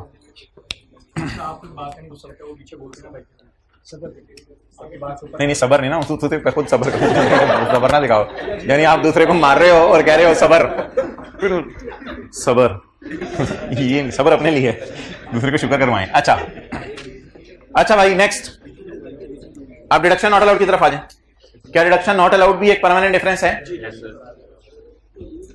अली भाई इंशाल्लाह मौका ही नहीं देंगे, और मैं भी नहीं पता चलाऊंगा अली कौन है, इंशाल्लाह आइंदा ऐसा होगा ही नहीं। Point 9, current liabilities. Current liabilities में क्या पड़ा हुआ है? Fine payable. वैसे ये अकाउंट बनाने का कोई फायदा नहीं है, ऐसे ही टाइम से ज़ाया होता है अकाउंट बनाने में। ये वाला एग्जेम्प्ट इनकम के अकाउंट बनाने की तो कोई फायदा नहीं। फाइन एक्सपेंस पेबल है इस अच्छा ऐसा ना तो इस रखे थे, ऐसा ना उस रखे थे। ओके इस पे आ जाए जी। Closing payable 29, closing payable 29। अच्छा जी, आपको पता है पेबल अगले साल, तो इस साल कहां जाएगा? क्या मुझे बताएं, अकाउंटिंग वालों ने खर्चे में डाल लिया है? टैक्स वाले कह रहे हैं नेवर, तुम्हारे डैड को भी ये खर्चा माइनस नहीं करने दूंगा। तुम्हारी क्या सोच है, जो मर्जी ये खर्चा माइनस कर ले, it is never deductible for tax purpose. इस तरह की बातें ना किया करें नॉर्मल जिंदगी में, मतलब ये होता है कहने का। अच्छा, तो 29 टैक्स वाले कहते हैं कभी भी माइनस नहीं करने देंगे। तो माइनस हम कह रहे हैं हमने तो कर लिया, हमने तो कर लिया। तुम कह रहे थे कभी नहीं माइनस करने, तो हमने कर लिया। चलो भाई सीधे हो जी, पेनल्टी करो ऐड, शर्म नहीं आता? ऐड करो, प्रॉफिट बढ़े, टैक्स दो। अच्छा जी, ये 29 इधर हो गया। अब इसको उधर लेके जाएं। पेनाल्टी पेनाल्टी पेएबल कितनी? हाउ मच में बोल रहा था? 29। अच्छा जी,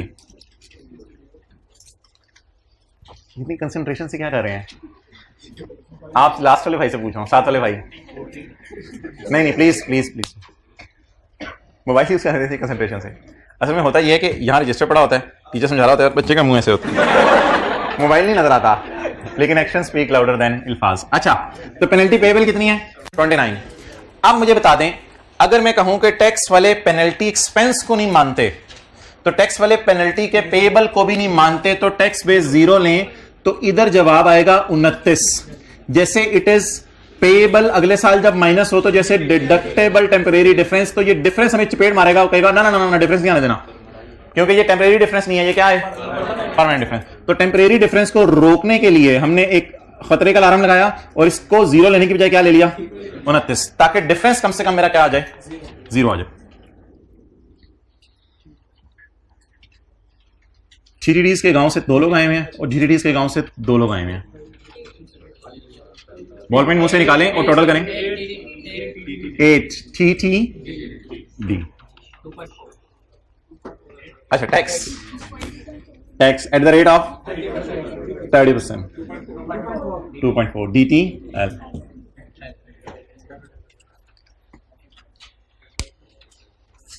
अच्छा जी, टैक्सेबल प्रॉफिट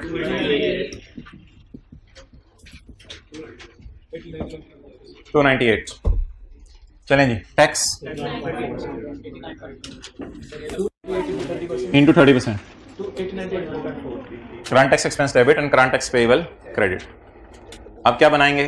डेफर्ड टैक्स का टी काउंट, डेफर्ड टैक्स का टी काउंट।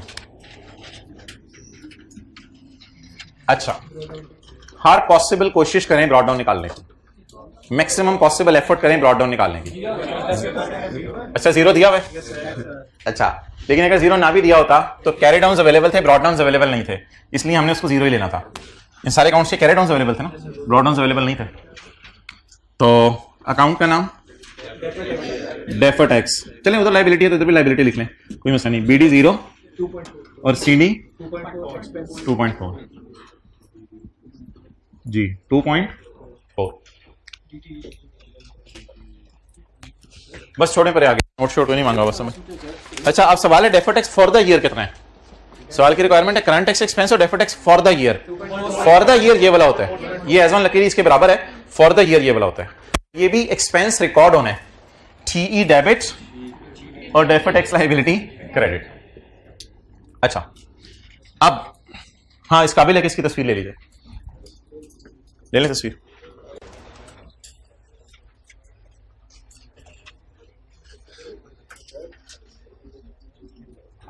हाँ जी, इस वजह से कि वो टेम्परेरी डिफरेंस को रोकना है, और तो कोई वजह नहीं है बस। हाँ जी, हाँ, आप डिफरेंस हमेशा एग्जेम्प्ट इनकम और डिडक्शन नॉट अलाउड का 0 लेके आएंगे, क्योंकि डिफरेंस का नाम होता है टेम्परेरी डिफरेंस, और ये कौन सा डिफरेंस है? Permanent difference.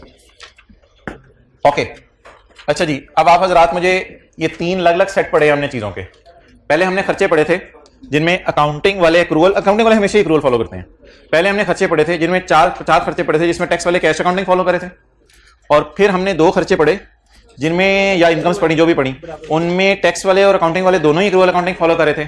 और तीसरा हमने एग्जेम्प्ट इनकम और डिडक्शन नॉट अलाउड पढ़ा। अच्छा, इसमें जो सबसे जो सिनेरियो सोचने वाला है ना, अच्छा सिनेरियो है, वो सिर्फ पहले वाला है, सबर वाला। उसके अंदर जो मैंने आपको करंट टैक्स का रूल बताया ना, वो आपने पल्ले बांध लेना है। क्या? खर्चे को उल्टाएं, इनकम को उल्टाएं और रिसीट या पेमेंट को रिकॉर्ड करें। पेमेंट को लेस करके, किधर आ रहे 30, पेमेंट को लेस करके और रिसीट को ऐड करके। एंड इन द एंड, आखिरी बात, टैक्स बेसिस सबकी क्या ले लेनी है? 0। और अगला सवाल मेरा, अगर टैक्स वाले अकाउंटिंग वाले कौन सी अकाउंटिंग फॉलो करें हो? सेम अकाउंटिंग फॉलो करें हो, तो ऐसी सूरत में करंट टैक्स में कुछ ना करें, डेफर्ड टैक्स में कैरिंग अमाउंट और टैक्स बेस को बराबर ले लें। और वो जो आखिरी डिडक्शन नॉट अलाउड और एग्जेम्प्ट इनकम है, इसमें भी हमेशा कैरिंग अमाउंट और टैक्स बेस को बराबर ले लें। लेकिन इसमें करंट टैक्स में मैं आपको नहीं बता रहा क्या करना है, वो आपको पहले ही याद है। एग्जेम्प्ट इनकम को लेस कर देते हैं और डिडक्शन नॉट अलाउड को ऐड कर देते हैं। चलें जी, अब आपके 10-12 मिनट बच गए हैं, एक टेस्ट दे दें मुझे। सवाल लिखें। सवाल, balance sheet as on 31/12/15।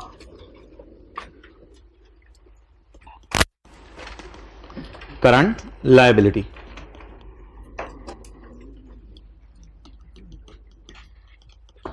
Electricity payable and unearned rental.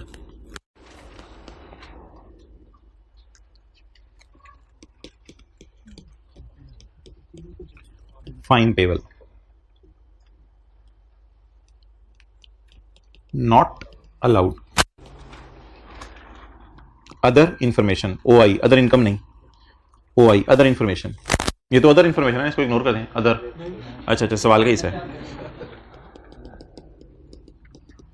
Electricity is allowed when paid.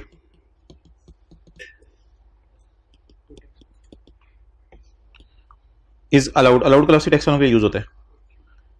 Rental income is taxed when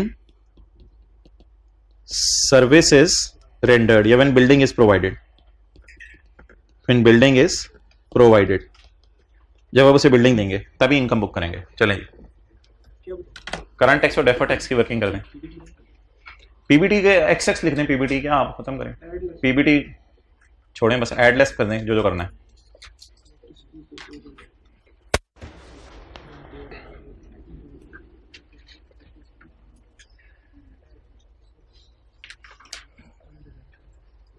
यार इसका मतलब ये देखें इधर, इसका मतलब ये व्हेन रिसीव्ड, इसका मतलब ये है व्हेन रिसीव्ड। नहीं, इसका मतलब ये तो नहीं है व्हेन रिसीव्ड। व्हेन, जब आप उसे बिल्डिंग प्रोवाइड करेंगे तब इनकम बुक करें, उससे पहले इनकम बुक नहीं करनी। ये पता नहीं कौन सी अकाउंटिंग है, जब आप उसे बिल्डिंग देंगे तब इनकम बुक करें। अब ये मैं नहीं बता रहा ये कौन सी अकाउंटिंग है, ये तो आप लोगों ने इंट्रो पढ़ी हुई है। जब बिल्डिंग देने पे इनकम बुक करना कौन सी अकाउंटिंग होती है, ये नहीं लिखा हुआ when received, when building is provided. जब मैं इसे बिल्डिंग दूंगा तब इनकम बुक करूंगा, उससे पहले नहीं कर सकता।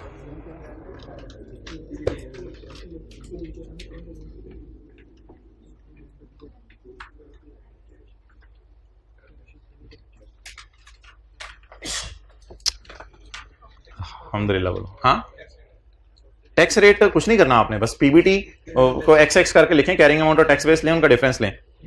जी बताएं।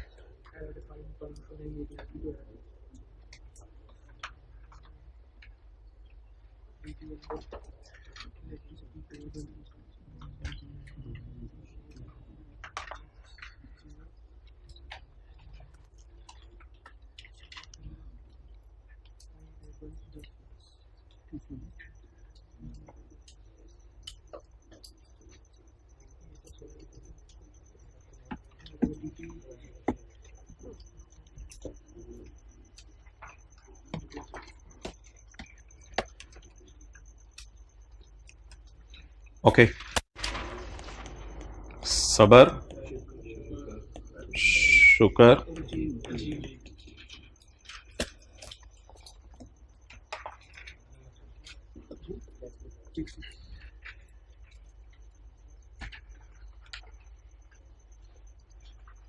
असल में ना ये पता चलना बड़ा जरूरी है कि एक्रूअल अकाउंटिंग फॉलो हो रही है या कैश। अच्छा जी, इलेक्ट्रिसिटी तब माइनस करो जब पे हो, तो फिर ये कौन सी अकाउंटिंग है? अलाउड का लफ्ज़ टैक्स वालों के लिए यूज होता है। कैश अकाउंटिंग है। इनकम को तब रिकॉर्ड करना जब पैसे आए या जब बिल्डिंग दो, ये तो एक्रूअल अकाउंटिंग होती है। फिर एक्रूअल जिस वक्त सर्विस दें उस वक्त इनकम बुक करें। अब कॉलेज वाले कहें इनकम को तब बुक करना जब पढ़ाओ, इसका क्या मतलब है? एक्रूअल अकाउंटिंग है या कैश अकाउंटिंग है? एक्रूअल अकाउंटिंग है। कैश अकाउंटिंग क्या होती है? इनकम तब बुक करना जब स्टूडेंट फीस दे, ये तो कैश अकाउंटिंग होती है। और एक्रूअल अकाउंटिंग क्या होती है? बोले बोले बोले। इनकम को तब बुक करना जैसे जैसे टीचर पढ़ाए। अब बच्चा पैसे दे ना दे, अगर महीना टीचर पढ़ा दे, इनकम बुक कर लो। ये कौन सी अकाउंटिंग है? Accrual accounting. तो ट्राई टू अंडरस्टैंड इस लाइन का मतलब। इस लाइन का मतलब है टैक्स वाले कौन सी अकाउंटिंग फॉलो करें। अब अगर ये लफ्ज हमने लिख लिया है तो ये लाइनें फारग करें। इससे क्या करना है हमने? अब टैक्स वाले कौन सी अकाउंटिंग फॉलो करें? और ये टैक्स वाले एक्रूअल अकाउंटिंग। अब आप मुझे बता दें, जिस वक्त कैश अकाउंटिंग फॉलो कर रहे हो तो करंट टैक्स की वर्किंग करने से पहले आप मुझे अकाउंट बनवा दें। पहला अकाउंट किसका? इलेक्ट्रिसिटी पेबल का, नहीं एक्सपेंस का। एक्सपेंस का इसमें यहां आएगा क्लोजिंग पेबल। क्लोजिंग पेबल कितना? 50। तो ये साइड में क्या जाएगा? P&L। अच्छा, अकाउंटिंग वालों ने P&L में डाल दिया।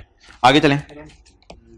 रेंट, रेंटल इनकम, रेंट नहीं, रेंटल इनकम, रेंटल इनकम जी। रिसीवेबल है, अनअर्न्ड है, ये साइड रिसीवेबल के लिए है। ये क्लोजिंग अनअर्न्ड कितना? 60। अनअर्न्ड अर्न होके P&L में अगले साल जाएगा और इस साल किस में जाएगा? कैश में। क्लियर? ये तो हमने टी अकाउंट बना लिया है। अब अगला काम क्या करना है? अगला काम ये करना है कि करंट टैक्स की वर्किंग में जब टैक्स वाले कैश अकाउंटिंग फॉलो करें तो P&L को उल्टाना है, कैश को ऐड नहीं, माइनस, कैश को माइनस करना है। लेकिन अब P&L ही उल्टा सकते हैं, कैश तो गिवन नहीं है। तो कौन सी अकाउंटिंग फॉलो हो रही है? Cash accounting. इसलिए करंट टैक्स में क्या करें? करंट टैक्स की वर्किंग में अगर मुझे पीबीटी गिवन होता तो इसमें मैं ऐड कितना करता? 50। डन। तो करंट टैक्स की वर्किंग में ऐड कर दें 50 और साथ ही डेफर्ड टैक्स की वर्किंग भी कर दें। कैरिंग अमाउंट, टैक्स बेस और डिफरेंस। और क्या लिखूं इधर? इलेक्ट्रिसिटी पेएबल जी। कितना? 50। टैक्स वाले कौन सी अकाउंटिंग फॉलो करें? कैश अकाउंटिंग में टैक्स बेस एग्जिस्ट करती है या नहीं करती? 0। और डिफरेंस वट एवर इट में भी रूल लगा के सोच लीजिएगा। अच्छा, आगे चलें। 60 रुपए की एडजस्टमेंट जी। अब मुझे ये बता दें कि इधर टैक्स वाले कौन सी अकाउंटिंग फॉलो कर रहे हैं? Accrual accounting. पहली तो बात है वो फॉर्मूला सोच लें। वो फॉर्मूला क्या कहता था? वो फॉर्मूला कहता था आपने शुगर करना है, यानी करंट टैक्स की वर्किंग में कुछ करने की जरूरत, थोड़ी लॉजिक भी आपको सोचवा दूंगा, करंट टैक्स की वर्किंग में कुछ करने की जरूरत नहीं है। और दूसरी बात, डेफर्ड टैक्स की वर्किंग में आपने कैरिंग अमाउंट और टैक्स बेस को क्या लेना है? बराबर, अनअर्न्ड रेंटल। डन। ये कौन सा सबर वाला सिनेरियो है? शुक्र वाला। शुक्र वाला। लॉजिक सोचने सारे जरा अटेंटिव हो गए। टैक्स वाले कह रहे हैं बिल्डिंग पे तब टैक्स देना जब किराए पे दे दो। हमने कहा हमने तो भी किराए पे नहीं दी, हमने तो भी किराए पे नहीं दी, तो हम तो अगले साल इंशाल्लाह किराए पे देंगे। पैसा देंगे वो किराएदार, हम अगले साल किराए पे देंगे। तो टैक्स वाले कह रहे हैं अच्छा फिर जब बिल्डिंग किराए पे देना तभी इनकम रिकॉर्ड करना। हमने कहा अच्छा तुम लोग चाहते हो कि अगले साल इनकम रिकॉर्ड करें, वैसे हमने भी कुछ नहीं डाला P&L में, हमने भी इंशाल्लाह अगले साल ही इनकम रिकॉर्ड करनी है। और तुम क्या कह रहे थे? तुमने भी अगले साल इनकम रिकॉर्ड, अच्छा तुमने भी अगले साल P&L में डालना है, हमने भी अगले साल P&L में डालना है, तो ना अगले साल कुछ करना पड़ेगा। और इस साल हमने भी P&L में कुछ नहीं डाला और तुम भी कह रहे हो P&L में कुछ ना डालें, तो जबरदस्त होगी। तो इस साल करंट टैक्स की वर्किंग में कुछ करने की जरूरत है या नहीं है? तो सोचना पड़ेगा। अल्लाह ने दिमाग दिया है, दोबारा सोच लें। लेकिन वो वैसे सबर शुक्र से भी काम, अल्लाह का शुक्र है हमारा चल रहा है, सबर शुक्र से भी काम चल रहा है। लेकिन थोड़ा सा सोच भी लिया करें, क्या दिमाग की दही बनानी है घर जाके, ये चीजें बना लें दिमाग से। तो आइंस्टाइन से थोड़ा आगे निकले आप आगे। अच्छा, तो बता दें जी, टैक्स वाले क्या कह रहे हैं? इस पे रेंट कब दो, इस पे टैक्स कब दो? जब बिल्डिंग किराए पे दो। बिल्डिंग किराए पे कब देनी है? अगले साल। तो हमने भी आन को किस साल आन करने? आन को अगले साल आन करके P&L में डालना है। टैक्स वाले भी कह रहे हैं जब किराए पे देना तभी P&L में डालना, वो भी कह रहे हैं अगले साल P&L में डालो, हम भी अगले साल P&L में डालो। तो इसका मतलब है हमें इख्तलाफ नहीं है। इस साल की बात करें ना, उन्होंने P&L में डालने को कहा ना हमने P&L में डाला, तो कुछ उल्टाने या रिकॉर्ड करने की जरूरत नहीं है। ओके, इसका मतलब यह है कि अगर आप टैक्स वालों की नजर में अकाउंट बनाएंगे ना रेंटल इनकम, तो कैश तो आ गया है, तो वो भी मजबूर होंगे इसको इनकम में नहीं डालेंगे, वो मजबूर होंगे इसको अनअर्न्ड मानने पे। इसी वजह से टैक्स बेस बराबर आ रही है। और आखिरी चीज तो आसान थी यार, 10 रुपए को क्या कर दें? बोले बोले बोले बोले ऐड कर दें। फाइन है ना, ऐड, लेस नहीं करना, ऐड। और आखिरी चीज बोले बोले बोले बोले बोले फाइन पेएबल। इसकी तो कैरिंग अमाउंट और टैक्स बेस बराबर ले लें, क्योंकि ये सबर वाला सिनेरियो है या अजीब सा सिनेरियो है? अजीब सा सिनेरियो। तो इसमें 10 और 10 बराबर ले लें। कितने लोगों का ये 50 और 10 ऐड किया था और कितने लोगों ने ये कैरिंग अमाउंट टैक्स बेस सही ली थी? ओके,